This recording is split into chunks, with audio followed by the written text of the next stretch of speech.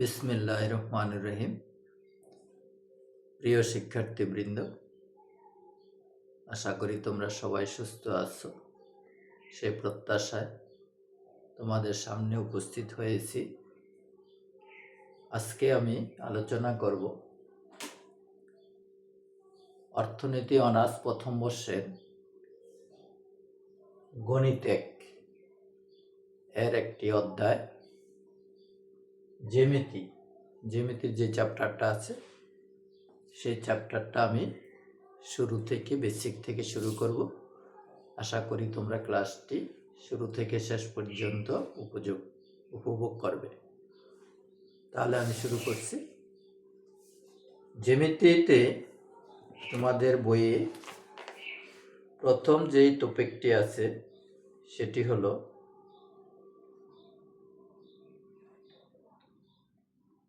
মধ্যবিন্দুর স্থানাঙ্ক।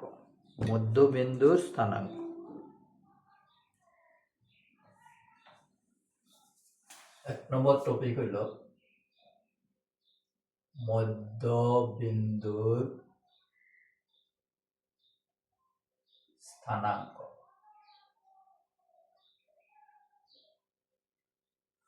এই মধ্যবিন্দু স্থানাঙ্ক নিয়ে আমরা আলোচনা করব।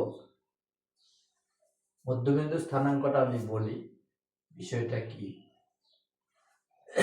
মনে করি একটা বিন্দু এ আর একটা বিন্দু বি,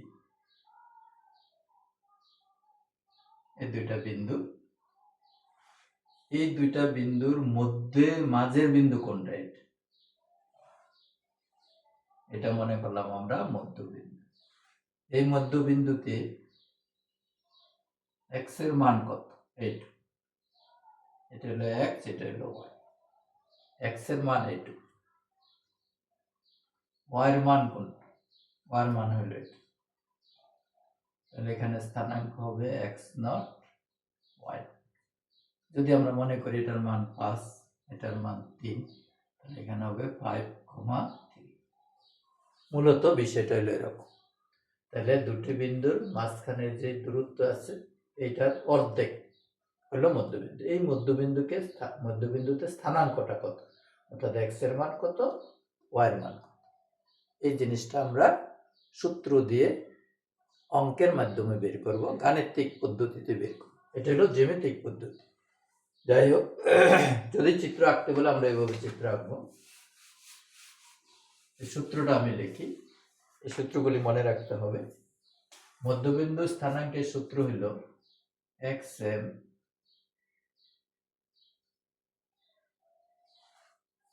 এটা হলো x1 plus x2 divided by ym y1 plus y2 divided by 2। এই হলো সূত্র, মধ্যবিন্দু স্থানাঙ্কের সূত্র। এটা x এর মান, এটা y এর মান। এখন এই সূত্রের উপর ভিত্তি করে আমরা একটা অঙ্ক করি। সেখানে আছে a হলো 2,3,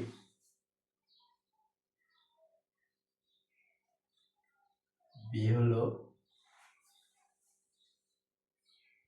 5,6।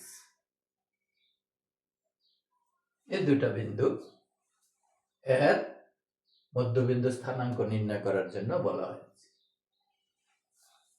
তাহলে আমরা দেখি এখানে x1 কত, x2 কত, y1 কত, y2 কত, এগুলো আমরা আগে বের করে নিই। প্রথম যে বিন্দুটা আছে সেটার এই মানটা হলো x এর মান, এটা হলো y এর মান, অর্থাৎ এটা x1, এটা y1, এটা হলো x2, এটা হলো y2। সব সময় এটা মনে রাখ। তাহলে আমাদের x1 কত 2, x2 কত 5, y1 কত 3, y2 কত 6। তাহলে আমরা এই চারটা মান আমরা এখান থেকে নির্দিষ্ট করে নিলাম, দেখিয়ে দিলাম কোনটার মান কত। এখন এই মান আমরা এই সূত্রে বসাই।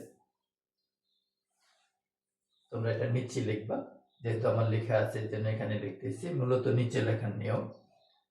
তাহলে আমাদের x1 কত 2 প্লাস x2 কত 5,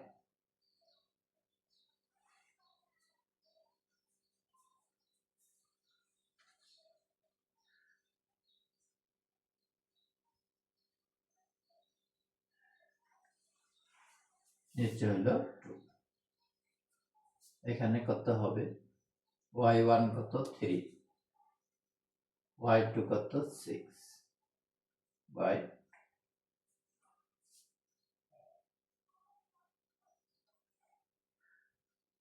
5 2 7 এর 2 দিয়ে ভাগ করলে 3.5, 6 3 9 2 দিয়ে ভাগ করলে 4.5। সমস্যা নাই, ভগ্নাংশ হতে পারে, ভগ্নাংশ হতে পারে। তাহলে আমরা লিখব নির্ণেয় মধ্যবিন্দুর স্থানাঙ্ক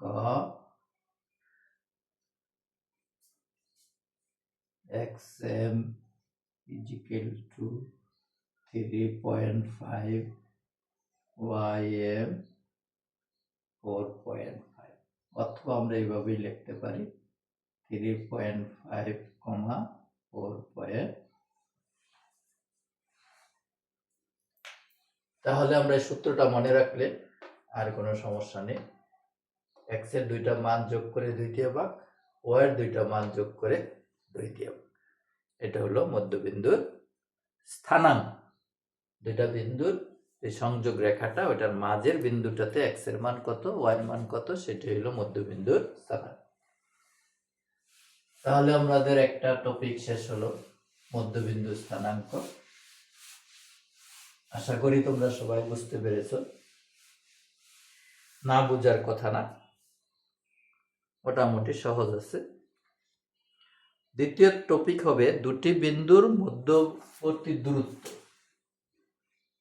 মধ্যবর্তী দূরত্ব, দুইটা বিন্দুর মধ্যবর্তী দূরত্ব আমরা কিভাবে নির্ণয় করব, ডিসটেন্সটা কত। যেমন একটা বিন্দু একটা বিন্দু ধরলাম, এই দুইটার মাঝখানে দূরত্বটা কত, এখান থেকে এখানে, এখান থেকে এখানের এই দূরত্বটা কত, এইটুকু। এটুকু কি 1 ফিট, 10 ফিট, 1 ইঞ্চি, 2 ইঞ্চি, 1 মিটার, 2 মিটার, 1 মাইল, 2 মাইল, এই দূরত্বটা কত সেটা। মাইলে দেওয়া থাকলে মাইল, সেন্টিমিটার দেওয়া থাকলে সেন্টিমিটার, ফুটে দেওয়া থাকলে ফুট, গজে দেওয়া থাকলে গজ, এরকম আর। তো এইটার সূত্রটা হলো খুব ইম্পর্টেন্ট, এটা কিন্তু পরীক্ষায় আসে, দেখাবো 2-1টা অঙ্ক। ডিস্টেন্স, দূরত্ব মানে ডিস্টেন্স, এটা সূত্রটা হলো x2 minus x1 whole square plus y2 minus y1 whole square। এটা হলো মধ্যবর্তী দূরত্ব নির্ণয়ের সূত্র। এই সূত্রটা মনে রাখতে হবে। জ্যামিতিক চ্যাপ্টারটা খুব ছোট ছোট অঙ্ক, মূলত 4 নম্বর, 3 নম্বর, 2 নম্বরের অঙ্কগুলো এখানে আসে, 5ও আসে, 5-এর অঙ্ক আছে, বা 2টা দিয়া কক্ষ দিয়া 5 5 10 দিতে পারে, 2টা দিয়া 4 4 8 দিতে পারে, সাথে একটা ছোট্ট থিওরি দিতে পারে। যাই হোক, তাহলে আমরা এইটা ইম্পর্টেন্ট বলতেছি, 3টা স্টার দিলাম আমি। মধ্যবর্তী দূরত্ব, দুটি বিন্দুর মধ্যবর্তী দূরত্ব কিভাবে আমরা নির্ণয় করব। একটা অঙ্ক করি, 1, -3, 1, -3। আরেকটা বিন্দু হলো -4,6, -4,6। এই দুইটা বিন্দু এ বিও হতে পারে বা এ বি নাও দিতে পারে। এটা একটা বিন্দু, এটা একটা বিন্দু। এই দুইটা বিন্দুর মাঝখানে দূরত্বটা কত, এই দুইটা বিন্দুর মাঝখানের দূরত্বটা কত। তাহলে আমরা এখানে আগের মতো সবসময় আমরা এই 4টা মান লিখব। x1 কত, x2 কত, y1 কত, y2 কত, x1 কত 8 1 x2 কত 8 মাইনাস y1 কত মাইনাস 3 y2 কত 6 এই চারটা মান দেওয়া আছে। আমরা আগেই বলছি এই চারটা মান লেখার পরে আমরা সূত্র লিখব। আমরা জানি আমরা কি জানি d = f বসাই দেই মান x2 কত minus 4 minus minus x1 minus x1 minus 1 whole square plus y2 হলো 6 মাইনাস y1 কত মাইনাস 3 লিখি হোল স্কয়ার মাইনাস 4 মাইনাস 1 হলো মাইনাস 5 স্কয়ার করলে আচ্ছা মাইনাস 5 স্কয়ার লিখে রাখি প্লাস এখানে 6 প্লাস মাইনাস প্লাস 6 3 কত 9 6 3 9 স্কয়ার এটার উপর আবার রুট আছে এখানে 5 5 25 প্লাস 9 9 81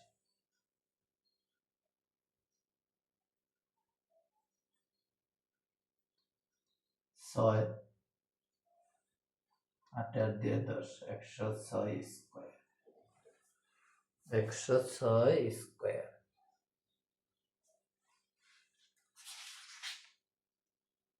10.3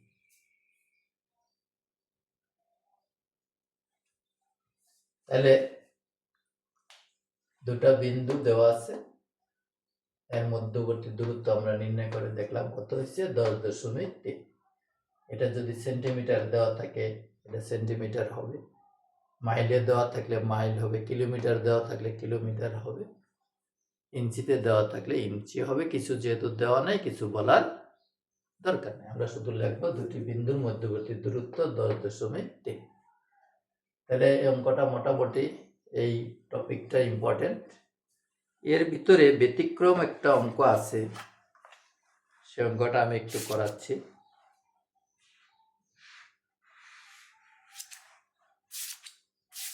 বিশেষ করে পরীক্ষায় এসেছে এরকম একটা আমি ধরতেছি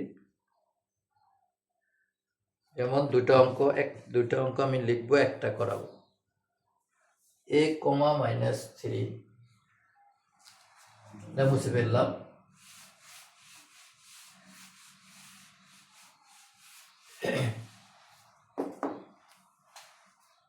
a, -3 আরেকটা বিন্দু হলো 2 এই দুইটা বিন্দু দেওয়া আছে এর এই দূরত্বটা দেওয়া আছে কত √5 তাহলে এই একটা বিন্দু এই দুইটা বিন্দু দেওয়া আছে আর d এর মান দেওয়া আছে √5 এখন আমাদেরকে বলছে a এর মান কত প্রশ্নটা হলো a = কত এ না দিয়ে এখানে x দেওয়া থাকতে পারে x এর মানটা আমরা বের করব অর্থাৎ এই চারটা মানের মধ্যে যে কোনো একটা মান দেওয়া থাকবে যেমন আগে এই চারটা দেওয়া ছিল এটা দেওয়া ছিল না সেটা আমরা সূত্র বের করছি এখন এই d এর মান দেওয়া আছে এই চারটা মানের মধ্যে একটা মান আমাদের দেওয়া নেই সেই মানটা কত বের করতে তাহলে আমরা মূল সূত্রটা লিখব আমরা জানি d = 2 to the power x2 - x1 whole square plus y2 - y1 এখানে আগে আমরা লিখে নিব x2 কত x2 হলো আমাদের এটা x1 y1 x2 y2 তাহলে 2 - a whole square plus y2 কত y2 - a মাইনাস প্লাস আচ্ছা -3 লিখলাম এটার উপর আবার হোল স্কয়ার আছে হোল রুট আছে d এর মান কত √5 √5। এখন আমরা প্রথমে এই উভয়পক্ষ স্কয়ার করে দিই। স্কয়ার করে দিলে এটা এই রুট চলে যাবে, এটাও চলে যাবে। তাহলে স্কয়ার করে দিলে এখানে হয় 5, এখানে হবে 2 - a whole square plus -a plus 3 whole square. এই হয় আর 5 ইজ ইকুয়াল টু, এখানে a - b হোল স্কয়ার সূত্র, sorry a square minus 2ic into b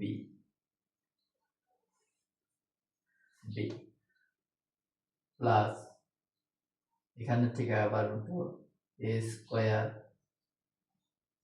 plus 2ic into b plus b square.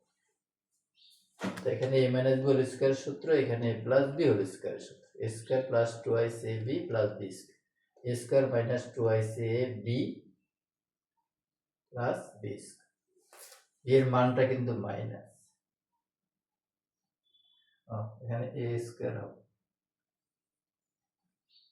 a square minus 2ic plus b square, এটা b, খেয়াল রাখতে হবে, এটা হলো a। তাহলে এখানে হবে, একটা কথা কম লিখছি, a square minus 2ic plus b square. হ্যাঁ ঠিক আছে, এটা হলো এটা হলো দ্বিতীয়টা, এটা হলো প্রথমটা, a square minus 2ic plus b square, a square minus 2ic plus b square. ঠিক আছে, এবার ঠিক আছে। তাহলে আমরা এখন দেখি, এই জায়গায় লিখি, এখানে হলো 5, এখানে কত হয় 2 দুগুণে 4, 4 এর পরে minus 4a plus a square, এখানে plus a square minus 6a plus 9। তাহলে এখান থেকে আমরা a এর মান বের করতে হবে। যাই হোক,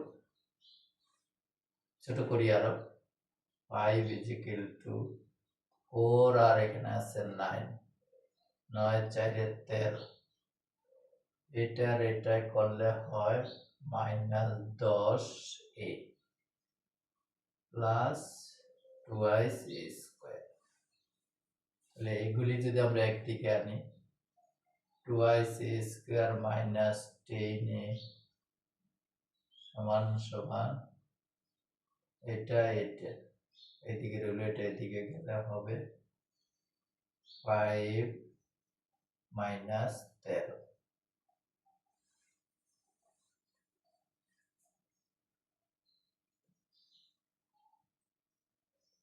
তাহলে এখান থেকে আমরা 2 কমন নেওয়া যায়, 2 কমন নিলে কি হয়, a স্কয়ার মাইনাস 5a সমান সমান মাইনাস 8। তাহলে এখান থেকে a কমন নিলে a মাইনাস 5 সমান সমান মাইনাস 8। তাহলে a is equal two minus 8, আর একটা হলো a minus 5 is equal two 0, a is equal two 5। তাহলে এরকম দুইটা মান আমরা পেতে পারি। তাহলে যাই হোক, যদি একটা মান আমাদের না দেওয়া থাকে, মূল সূত্রটা আমরা লিখব, যেটার মান আছে সেটার মান বসাবো এর জায়গায়, এটা থেকে যাবে, পরে আমরা সরল করে এর মানটা বের করব। যাই হোক, করার মধ্যে আমাদের কোনো ভুল হতে পারে, তোমরা সতর্কতার সাথে করবা যাতে ভুল না। তাহলে এরকম অঙ্কটা 2-1 আসছে পরীক্ষায়, 2-1 পরীক্ষায় আসছে, এটা আমরা একটু খেয়াল করব। এখানে a না দিয়ে 100 দিতে পারে, যেমন এখানে একটা অঙ্কে দেখছি আমি d এর মানটা 10 দিছি, 10 শুধু 10, d এর মান 10 দিছে, এখানে মনে করে এটা x দিছে, বা এটা না দিয়ে এটাও দিতে পারে, মাইনাস নাও দিতে পারে, এরকম হতে পারে। যাই হোক, যেভাবে দেখ না কেন আমরা খেয়াল রাখবো এই 5টা জিনিসের মধ্যে একটা দেওয়া থাকবে না, ম্যাক্সিমাম d দেওয়া থাকে না, d এর মান বের করতে পারে, d মানে ডিসটেন্স, আর এখানে যে কোনো একটা দেওয়া থাকে না, সেটা এক্স হতে পারে, এও হতে পারে, পি কিউ দিয়েও দিতে পারে। যেটা দিয়ে দেখ আমরা সেটার মান বের করব। বুঝে ফেললাম। আর একটা টপিক আমি করব আজকে। এই তিনটা টপিকের মধ্যে এখন যেটা করব সেটা হলো সবচেয়ে বেশি ইম্পর্টেন্ট। এখন যেটা করব সেটা হলো সবচেয়ে বেশি ইম্পর্টেন্ট।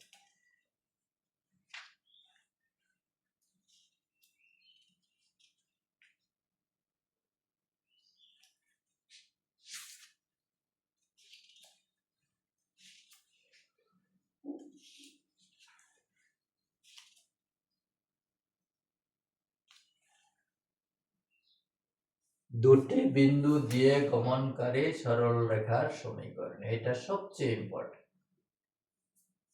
একটু লিখি, দুটি বিন্দু 9, 10 দিয়ে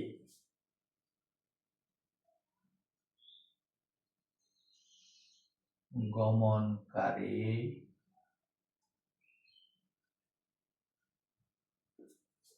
দুটি বিন্দু দিয়ে গমনকারী সরল রেখার সমীকরণ।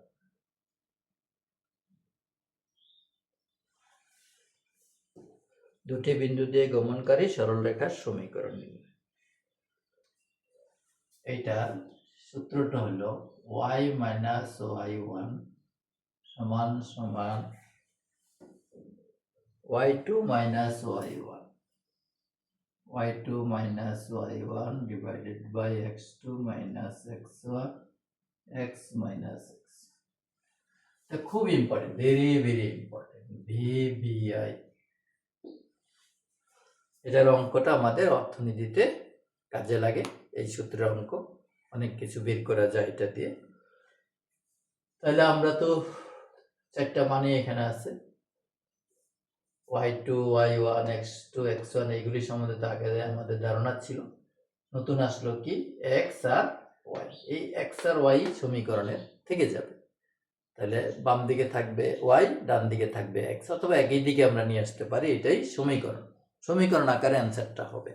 অ্যান্সারটা ছোট হবে না, অ্যান্সারটা বড়ই হবে। আচ্ছা, তাহলে প্রথম আমরা একটা অঙ্ক করি। 3, 2, 2, 5, 3, 2, আরেকটা বিন্দু হইল 2, 5। এই দুই বিন্দু দিয়ে গমনকারী সরল রেখার সমীকরণ নির্ণয় করতে বলছে। সবচেয়ে সহজ অঙ্ক। তাহলে আমরা এটা মান বসাই দিই সরাসরি। এটা হলো x1 এর মান, y1 এর মান, x2 এর মান, y1 এর। তাহলে আমরা যদি এখানে বসাই y মাইনাস y1, y1 হলো 2 সমান সমান y2 মাইনাস y1, y2 কত 5, 5 মাইনাস 2, নিচে হবে x2 2 মাইনাস 3, এখানে হবে x minus x1, x minus 3। এই এখান থেকে আমরা এখন যোগ বিয়োগ করে সমীকরণ বের করব। y মাইনাস 2, এখানে হয় কত 3, এখানে হয় মাইনাস 1, এখানে হয় x মাইনাস। আমরা একটু এদিকে লিখি, y মাইনাস 2 সমান সমান, এখানে টোটালি হয় মাইনাস 3, মাইনাস 3 দিয়ে এটাকে গুণ করে দিই, মাইনাস 3x মাইনাস 9। এই মাইনাস 3 দ্বারা এটাকে গুণ, মাইনাস 3x মাইনাস 9 মাইনাস। তাহলে y plus thrice x minus 2 plus 9 সমান সমান 0। তাহলে y plus thrice x plus 7 সমান সমান 0। এটাই হলো নির্ণয়ের দুটি বিন্দুর মধ্য দিয়ে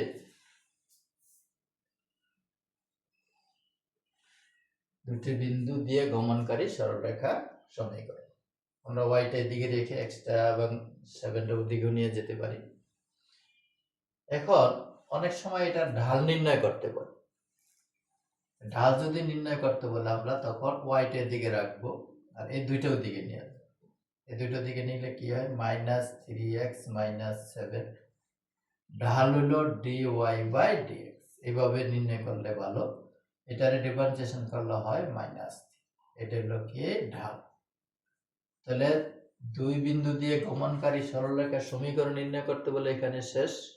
আর ঢাল নির্ণয় করলে ওয়াইটাকে বামে এনে আমরা dy বাই dx নির্ণয় করলে ঢাল হয়ে গেল। আরো একটা পদ্ধতি আছে, যাই হোক এই সহজ নিয়মটাই তোমরা শিখো। এখন আসি আমি অ্যাপ্লিকেশনগুলি। যেহেতু ক্লাসের শেষ পর্যায়ে চলে আসছি, আমি একটা অঙ্ক করে দিচ্ছি তোমাদেরকে, খুব ইম্পর্টেন্ট, মনে রাখবা। এই অঙ্ক পরীক্ষায় আসে, বিভিন্ন সালে এই অঙ্ক এসেছে। আমি একটা সালের অঙ্ক করে দিচ্ছি।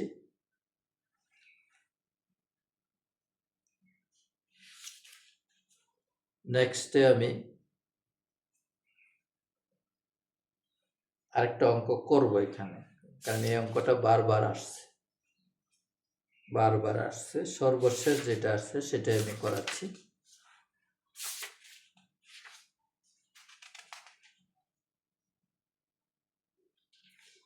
এখানে দেখা যাচ্ছে 15 সালের একটা অঙ্ক আছে।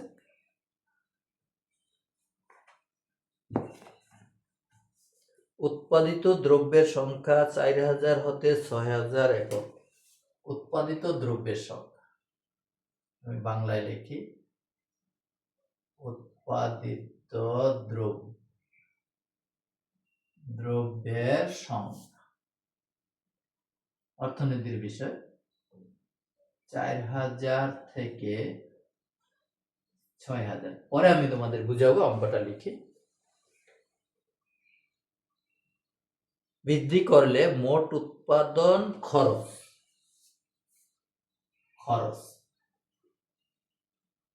কি হয়, 22,000 টাকা হতে 30,000 টাকায় বৃদ্ধি পায়। 22,000 টাকা থেকে 30,000 টাকায় বৃদ্ধি পায়। বুঝতে চেষ্টা করব আমরা।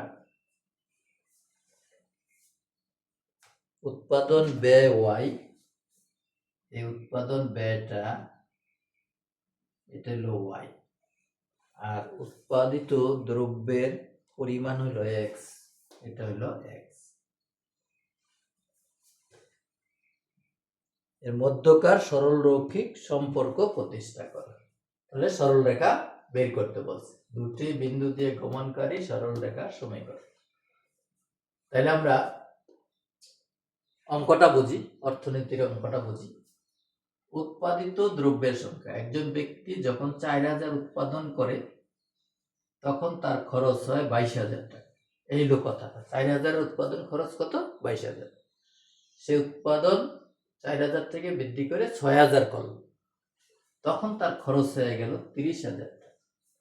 তাহলে যদি আমরা এটার এক্স বলে দিছি ওরা, এটা হবে তাহলে x1, এটা হবে x2, এটা হবে y1, এটা হবে y2। খুব সহজ, এইটুক বুঝতে পারলে অঙ্ক কোনো বিষয় নেই। তাহলে এইরকম অঙ্ক অনেক আছে। এটা 2015 সালে আসছে, 2015 সালে আসছে, আরো আসছে হয়তো, আমার এখানে তথ্যটা নাই, যেটা পেলাম সেটাই বলতেছি। তাহলে উৎপাদিত দ্রব্যের সংখ্যা 4000 থেকে 6000 উন্নীত হলো, বৃদ্ধি করা হলো, সেক্ষেত্রে তার খরচ 22,000 থেকে 30,000 চলে গেল। এখন বলছে এই এক্স আর ওয়াই এর মধ্যে, অর্থাৎ ব্যয়ের সাথে উৎপাদন এর পরিমাণের যে সম্পর্ক সেটা বের করতে বলছে। এটা অর্থনীতির একটা বিষয়। তাহলে আমরা এই অঙ্কগুলি যখনই আসবে দেখব 4টা আইটেম আছে, যেইভাবেই দেওয়া থাকুক না কেন। অনেক সময় এটা দেওয়া থাকে বিনিয়োগ, এটা দেওয়া থাকে সুদের হার, অথবা বিনিয়োগ করলে কি হয়, আয় বাড়ে, এটা দেওয়া থাকে আয়, এটা থাকে বিনিয়োগ। এরকম বিভিন্ন জিনিস, সঞ্চয়ের সাথে সুদের হারের, আয়ের সাথে ভোগের, উৎপাদনের সাথে খরচের, যাই দেওয়া থাকুক আমরা এটা বুঝে নিই। এখন আমরা বলবো যে আমরা জানি কি জানি, আমরা জানি প্রথম হলো কি y minus y1 সমান সমান y2 minus y1 x2 minus x1 into x minus x1, এইটা আমাদের মূল সূত্র। এখন আমরা এগুলি তো লিখে নিলাম, এখানে x1 এর মান কত, x2 এর মান কত, y1 এর মান কত, y2 এর মান কত। যেহেতু এগুলি লিখে নিয়েছি, এখন আমি শুধু মান বসিয়ে দিব। তো মনোযোগ দিয়ে দেখো, y minus y1, y1 কত 22,000, 22,000 সমান সমান y2 কত 30,000, 30,000 মাইনাস y1 কত 22,000, নিচে কত x2 6,000 minus 4,000 into x minus x1, x1 কত 4,000।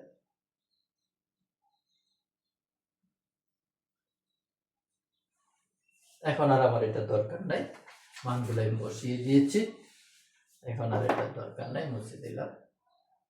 y মাইনাস 22,000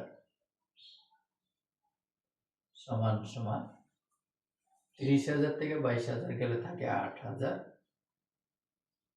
6,000 থেকে 4,000 গেলে থাকে 2,000, x মাইনাস 4,000 और দিয়ে দিই y মাইনাস 22,000, এটাতে এটারে কাটলে হয় শুধু 4, 3 0 3 0 কাটা, 2টা কাটলে হয় 4। এই অঙ্কগুলি সহজ আছে, বুঝতে পারলে। y মাইনাস 22,000 সমান সমান, এটা কিন্তু x, 4x মাইনাস 4 16,000 और y minus 4x minus 22,000 plus 16,000 समान समान 0। y माइनस 4x माइनस 16,000 22,000 গেলে মাইনাস 6,000 সমান সমান, এটাই হলো নির্ণয়ে। এটা কি, যদি আমরা এরকম লিখি, মনে হয় এটা এইভাবে লেখা ভালো, এটা আমি বাদ দিই। y is equal to 4x plus 6,000, অথবা এটা আমরা আগে লিখি 6,000টা প্লাস 4x, এটা লেখা বেটার। কেন এটা লেখা বেটার? এটা হলো কি, আমার উৎপাদন ব্যয়, খরচ। উৎপাদন ব্যয়টা নির্ভর করে কার উপর? উৎপাদনের পরিমাণের উপর। এই যে নির্ভরশীলতাটা বোঝানোর জন্য এক্সট্রা আমরা ডান দিকে রাখবো। তাহলে খরচটা নির্ভর করে কার উপর? পরিমাণ। যত বেশি উৎপাদন করব খরচ তত বাড়বে, যে পজিটিভ সম্পর্ক। যদি আমাদেরকে বলে এইটা যে ব্যয় সমীকরণ, আমরা কিভাবে বুঝব? উৎপাদনের উপর ব্যয়ের সম্পর্ক সমীকরণ আকারে প্রকাশ করছি। এর অর্থ কি, এক্স এর মান যত বাড়বে ওয়াই এর মান তত বাড়বে, খরচ উৎপাদন যত বাড়বে খরচ তত বাড়বে। এখানে প্লাস আছে, আর মাইনাস থাকলে কি হতো? এটা যত বাড়বে এটা তত কমবে। তাহলে এটাই যে উৎপাদন ব্যয় এর সমীকরণ, সেটা আমরা একটা যুক্তি এখানে আছে যে এক্স এর মান যত বাড়বে ওয়াই এর মান তত বাড়বে। এর অর্থ হলো যে উৎপাদন যত বাড়ে খরচ তত বাড়ে, এটাই স্বাভাবিক নিয়ম। যাই হোক, অঙ্কটা খুব ইম্পর্টেন্ট। এখানে বিনিয়োগের অঙ্ক আছে, উৎপাদনের অঙ্কই বেশি। এরপরে অনেক সময় এটা ঢাল নির্ণয় করতে বলতে পারে।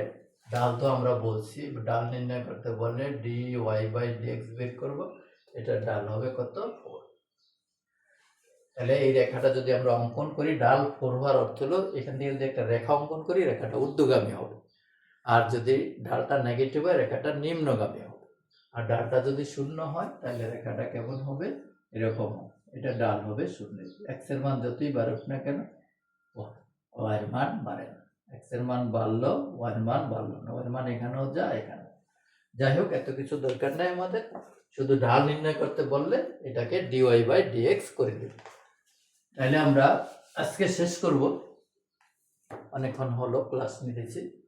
তাহলে আমরা 3 ধরনের অঙ্ক আজকে করেছি জ্যামিতিতে, আরেকটা ক্লাস করব, 2 ক্লাসে জ্যামিতি খতম। তাহলে প্রথম করেছি আমরা মধ্যবিন্দু স্থানাঙ্ক নির্ণয়, দ্বিতীয় পর্যায়ে আমরা করেছি দুটি বিন্দুর মধ্যবর্তী দূরত্ব নির্ণয়, ডিস্টেন্স, ডি এর সূত্র। আর এখন যেটা করলাম এটা আমি বলছি সবচেয়ে ইম্পর্টেন্ট অর্থনীতির স্টুডেন্টদের জন্য, বিশেষ করে এটা কিন্তু বিজনেস ম্যাথও আছে। বিজনেস ম্যাথ হলো অ্যাকাউন্টিং, ম্যানেজমেন্ট, মার্কেটিং, ফিনান্সে যারা পড়ো তাদের জন্য বিজনেস ম্যাথও এই অঙ্কটা আছে। অসংখ্যবার এই অঙ্কটা বিজনেস ম্যাথে চলে আসছে। তাহলে অর্থনীতি এবং বিবিএতে যারা আছো তাদের জন্য এটা প্রযোজ্য, বিজনেস ম্যাথ যাদের আছে বিশেষ করে বিবিএ এমবিএতে। তাহলে এই অঙ্কটা আমরা মনোযোগ দিয়ে করব। দুটি বিন্দুর